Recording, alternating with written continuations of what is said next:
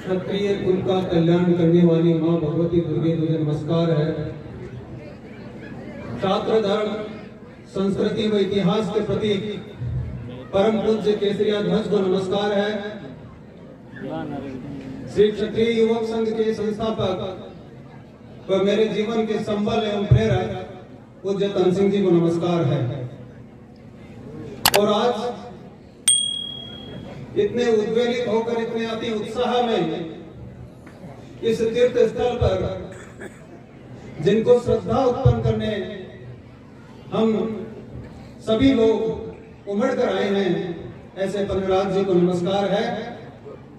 और जो मनसासीन हैं, जो नीचे बैठे हैं, जिनके हृदय में इस प्रकार का एक उल्लास विराजमान है, उत्साह से अभिभूत हो रहे हैं, चाहे वो पन्नराज जी को जानते हैं या नहीं जानते हैं, इस कार्यक्रम की मर्यादा को, इस कार्यक्रम की विवेचना को, इस कार्यक्रम की ये क्यों हो रहा है, इसके पीछे क्या कारण है, इसको नहीं जानते हुए भी हम यहाँ पर हमारे उत्साह को लेकर आए हैं। ऐसे आपके सभी हृदय के उस उत्साह को मैं नमन करता हूँ। बहुत देर से हम हमारे समाज के बारे में, हमारे इस वीर पन्नराज जी के बारे में सुन रहे हैं। 1.5 घंटे से ज्यादा का समय हो गया है, लेकिन फिर भी जिन्होंने आयोजन किया है, उन आयोजनों की जो कल्पना थी, वो कल्पना भी जब छोटी पड़ गई थी, समूह के रूप में हम यहाँ आए हैं, तो उस वीर पन्नराज जी को हम नमन करने के लिए ही आए हैं। क्षत्रिय युवक संघ के इस कार्यक्रम में जो 75 वर्ष पूर्ण होने वाले हैं दिसंबर में, उनके लिए 75 जो कार्यक्रम बड़े बनाए गए हैं, उन कार्यक्रमों में से एक कार्यक्रम हम यहाँ मना रहे हैं। उन सब ऐसे सभी लोग आप जो इस कार्यक्रम में उपस्थित हुए हैं, उनको मैं शुभकामनाएं प्रेषित करता हूँ। हम किसी भी वीर को, किसी भी जुझार को, किसी भी महापुरुष को याद क्यों करते हैं, इसके पीछे क्या कारण है, उस कारण के पीछे हमको जाना पड़ेगा। क्या पन्नराज जी जैसे अनेकों लोग इस क्षेत्र में नहीं हुए हैं, लेकिन पन्नराज जी को ही हम क्यों याद करते हैं, यह हमको देखना पड़ेगा। क्षत्रिय युवक संघ की स्थापना के बारे में हमने अभी सुना कि पूज्य तन सिंह जी ने क्षत्रिय युवक संघ की स्थापना 75 वर्ष पूर्व की। 75 वर्ष पूर्व क्षत्रिय युवक संघ की स्थापना की, और 75 वर्ष आपके लिए कह सकते हैं कि 75 वर्ष बहुत ज्यादा हो गए, लेकिन किसी एक व्यक्ति की उम्र में, एक मानव की उम्र में 75 वर्ष बहुत ज्यादा हो सकते हैं, लेकिन एक संस्था के लिए 75 वर्ष बहुत कम है।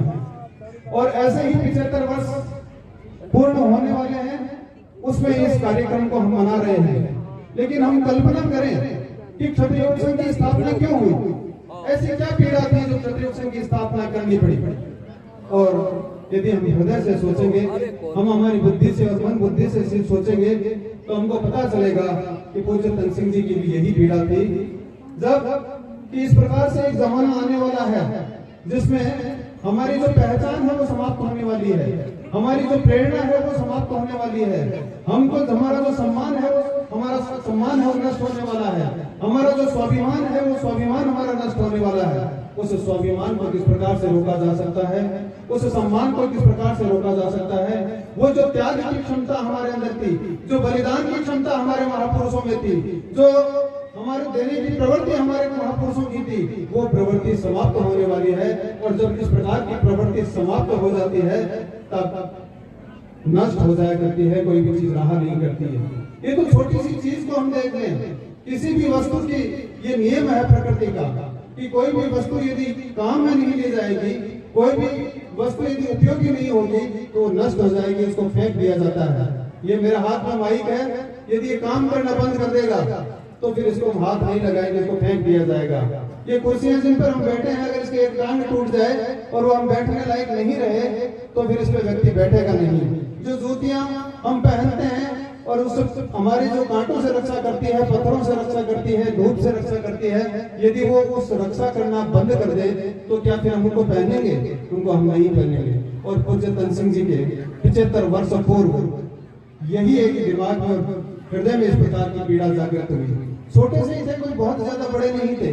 21 वर्ष की उम्र में पिलानी में जब कॉलेज में पढ़ा करते थे, उस समय बंद कमरे में दीपावली की रात में जब लोग पटाखे चला रहे थे, जब रोशनियां जगमगा रहे थे, जब मिठाइयां आपस में बांटी जा रही थी, जब बधाइयां आपस में बांटी जा रही थी, उस समय एक युवक, 21 वर्ष का युवक अपने अंधेरे कमरे में बैठा है और सोच रहा है, क्या ये बधाइयां हैं, ये खुशियां हैं, ये रोशनी है, ये क्या मेरे समाज को रोशन कर पाएगी?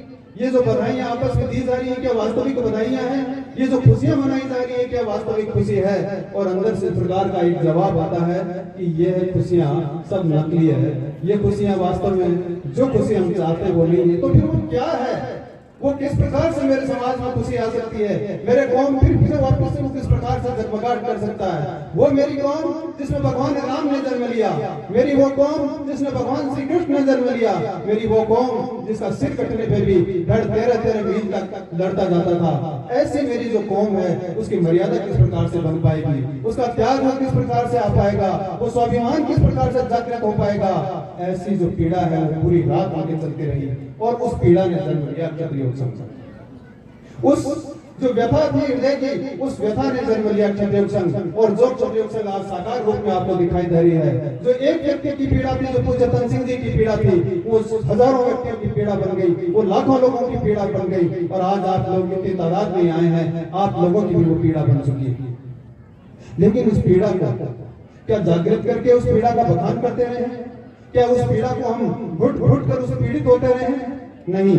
इसलिए पूज्य तन सिंह जी ने क्षत्रिय संघ की स्थापना की कि एक ऐसी विधि हो, एक इस प्रकार का साँचा बनाया जाए, एक इस प्रकार की व्यवस्था बनाई जाए, एक इस प्रकार का एक संगठन बनाया जाए, जिससे जो मेरी पुरानी कौम का जो बलिदान और त्याग और स्वाभिमान और जिस ईमानदारी से हम जिया करते थे, जो क्षत्रिय के जो गुण थे, जिसके अंदर वो शौर्य था, जिसमें तेज था, जिसमें धैर्य था, जिसमें दक्षता थी, जो युद्ध से भागा नहीं करता था, जिसमें ईश्वरीय भाव था, वो किस प्रकार से आ सकता है? ऐसे जो उस प्रणाली को क्या निर्मित किया जाए, और उन्होंने उस क्षत्रिय संघ की स्थापना की।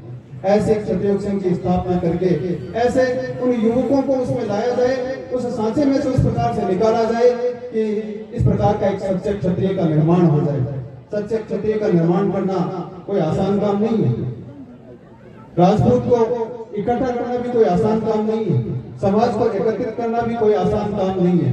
और एकत्रित करने के बाद में उसको शिक्षित करने का काम, ये तो बहुत मुश्किल काम है। और क्षत्रिय संघ के संस्थापक पूज्य तन सिंह जी ने वो पीड़ा उठाया कि मैं मेरे समाज के प्रत्येक उस युवा को, मेरे समाज के प्रत्येक उस विद्यार्थी को, मेरे समाज के प्रत्येक उस मातृशक्ति को मैं इस प्रकार से एकत्रित करूंगा, मैं और इस प्रकार से उसको शिक्षण देने का काम करूंगा, उसको उस व्यवहार में ढालने का प्रयास करूंगा, उस सांचे में से निकालने का प्रयास करूंगा, जिससे वो सच्चा क्षत्रिय बन पाए। हमने प्रारंभ में एक प्रार्थना गाई कि क्षत्रिय कुल में प्रभु जन्म दिया तो क्षत्रिय के हित में जीवन बिताओ। ये पूज्य तन सिंह जी की लिखित एक प्रार्थना है, क्षत्रिय के हित में जीवन बिताओ। क्षत्रिय कुल में प्रभु जन्म दिया तो हमने क्षत्रिय कुल में जन्म लिया नहीं है, ये उस ईश्वर ने हमको जन्म दिया। और क्षत्रिय कुल में जब उसने जन्म दिया है तो यहाँ आने के बाद वो उद्देश्य हमारा नहीं हो पाता। जिस उद्देश्य के निमित्त उसने हमें क्षत्रिय कुल में जन्म दिया है, वो उद्देश्य भी वही रहने वाला है, वो लक्ष्य भी वही रहने वाला है, वो निमित्त भी वही रहने वाला है। फिर यहाँ आने के बाद में हम हमारा उद्देश्य किस प्रकार से अलग से व्यवहार कर लेते हैं, हम हमारे उस लक्ष्य को किस प्रकार से दूसरा लक्ष्य बना लेते हैं। हम उस भगवान की जो जिसने हमको आज्ञा से हमारे को यहाँ भेजा इस कुल के अंदर, चाहे वो ब्राह्मण कुल हो, चाहे वो क्षत्रिय कुल हो, चाहे वैश्य कुल हो, शूद्र कुल हो, किसी भी कुल में जो भेजा करता है वो भगवान भेजने वाला है, वो शक्ति है, वो परम शक्ति है जिसने हमको यहाँ भेजा है। तो फिर उसके लिए मैं जीवन क्यों नहीं बिताऊं? और पूज्य तन सिंह जी की यही पीड़ा थी कि यदि मुझे क्षत्रिय कुल में भगवान ने जन्म दिया तो इसका कोई ना कोई हेतु है।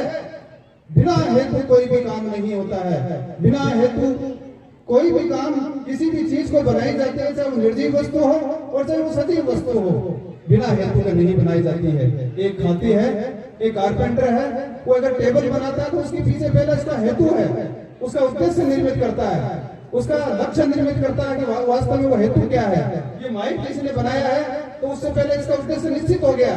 ऐसा नहीं है कि बनाने के बाद में इसको कोई उद्देश्य निश्चित किया जाए कि अब हम माइक से क्या करेंगे, या उस कुर्सी का क्या करेंगे, उस टेबल का क्या करेंगे, ये पहले से ही तय है। तो हम कल्पना करें कि उस परम शक्ति ने, उस ईश्वरीय शक्ति ने यदि इस प्रकार के एक सजीव प्राणी को जन्म दिया है, उसने संसार में भेजा है, एक ऐसे कुल में भेजा है जो राम और भगवान श्री कृष्ण का कुल था, तो फिर उसके पीछे भी किसी न किसी प्रकार का उद्देश्य, किसी न किसी प्रकार का कोई हेतु निश्चित है, और उस हेतु की पूर्ति के लिए हमको यहाँ पे यत्न करना चाहिए, लेकिन वो हम नहीं करते हैं। और यही पीड़ा पूज्य जतन सिंह जी की थी, इसीलिए उन्होंने क्षत्रिय संघ का निर्माण किया कि क्षत्रिय कुल में प्रभु जन्म दिया तो क्षत्रिय के हित में जन्म लाऊं। क्या है क्षत्रिय का हित? क्या बहुत कुछ पढ़ाई कर लेना, क्या राजनीति में चले जाना, बहुत पैसा इकट्ठा कर लेना, 3 मंजिल का मकान बना लेना, या अन्य बहुत बड़ी बड़ी कारें खरीद लेना और उसमें सवारियां करना, क्या यही हेतु है क्षत्रिय का? अगर यही क्षत्रिय का हेतु होता तो फिर हमारे महापुरुष, चाहे वो वनराज जी हो, चाहे वो राम हो, चाहे वो भगवान श्री कृष्ण, उनको कोई नहीं पूछता। भगवान राम को हुए तो आज लाखों वर्ष हो गए, आज भी हम उनको पूछते हैं, और हम ही नहीं पूछते, पूरा संसार उनको पूछता है। उनकी जो जीवन गाथा है, जिनको हम रामायण के नाम से जानते हैं, जो तुलसीदास जी के लिखी जो रामचरितमानस को हम जानते हैं, वो आज ग्रंथ बन गया है। घर घर में उनकी पूजा होती है। और यदा यदा ही धर्मस्य ग्लानिर्भवति भारत अभ्युत्थानम् अधर्मस्य तदात्मानं सृजामि। क्या है ये? जब जब धर्म की हानि होगी तब तक वो भगवान जन्म लेता है।